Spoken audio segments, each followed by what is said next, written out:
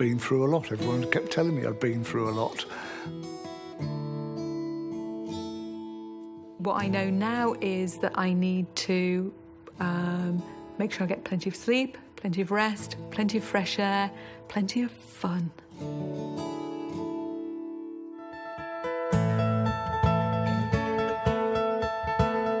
I was able to get to a place where I wanted to challenge myself again. To begin with, it's a process of physically recovering and healing. Over the next 3 to 4 months, hopefully you'll feel stronger, and hopefully you'll feel more like going out, more like engaging in things. See those friends you haven't seen. Go out for a meal. Go away with your husband for your weekend or your partner or whatever. Spend time with your children.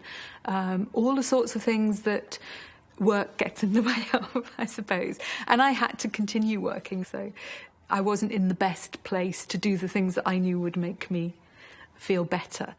Particularly with fatigue and particularly with building up your confidence, it's really important that you take things easy and allow yourself time to build up the old levels of stamina, the old levels of concentration and confidence. Exercises to help overcome the fatigue, and I'm not saying about going out running and mountain climbing, or that, but gentle exercise to, I suppose, get the endorphins going. However small you think it's worth starting with, probably a little bit smaller would be helpful. And whatever you do at the start, give yourself some credit for doing it. All you have to do is start. And there are lots of things that that challenge you. Like, as I said, I was quite keen on going to the gym. Well, can you go to the gym? Can you do weights? What I know now is that it's important to listen to your body and just to try things gently. If you want to get back to swimming, if you only go down there for 5 minutes, 10 minutes, it's a start. Everything starts from a small kind of base, and then you build up from there. I started to use weights as well, and that really, really helped. But again, rather than doing bigger weights and doing it infrequently, starting with tiny, tiny weights and stretching. Yoga and Pilates I found incredibly helpful, but not just, you know, I said to the yoga teacher that I'd recently had breast surgery, and I wouldn't do things that involved me lying on my stomach. It's simple, but you just forget that you can make intelligent decisions, I think. Trust your instincts, listen to your body, and hopefully feel confident enough that you know what's right for you.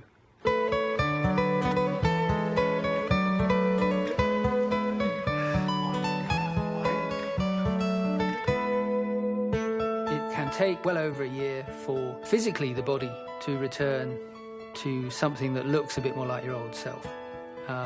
The brain has a longer memory than that, and fatigue and worry can take a little bit longer. I had learnt a series of, I call them tricks, I'm sure that's the wrong word to use, mindfulness, how to control my mind and think of ways of relaxing properly to make me really relax. There was one way to sit and think about making a cup of tea, and that was always my favourite. So, you know, just to sit there and close my eyes and dream of how I would make this cup of tea. It's not a case of, I was just going to make a cup of tea. Every little step of making a cup of tea. Learning to use your mind that way, learning to totally relax, to forget everything else. It takes a lot of hard work, but I found it really beneficial. It gave me an understanding of how to raise my mood and how to overcome exhaustion. Some people you talk to will say that it takes a good couple of years before you feel like the dust has settled and you start to feel that it's less in your life than it was.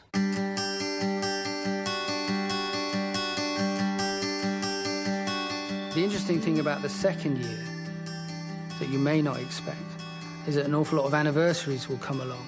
The anniversary of diagnosis, beginning of treatment.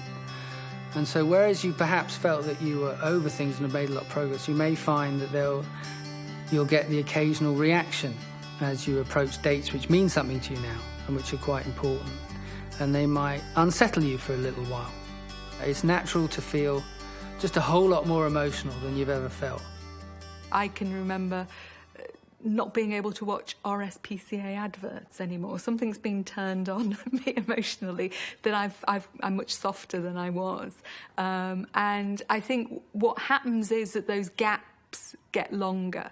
So your little dips emotionally, certainly for me, have become shorter. And I have been in a very good place until just about a month ago when I had my second mammogram.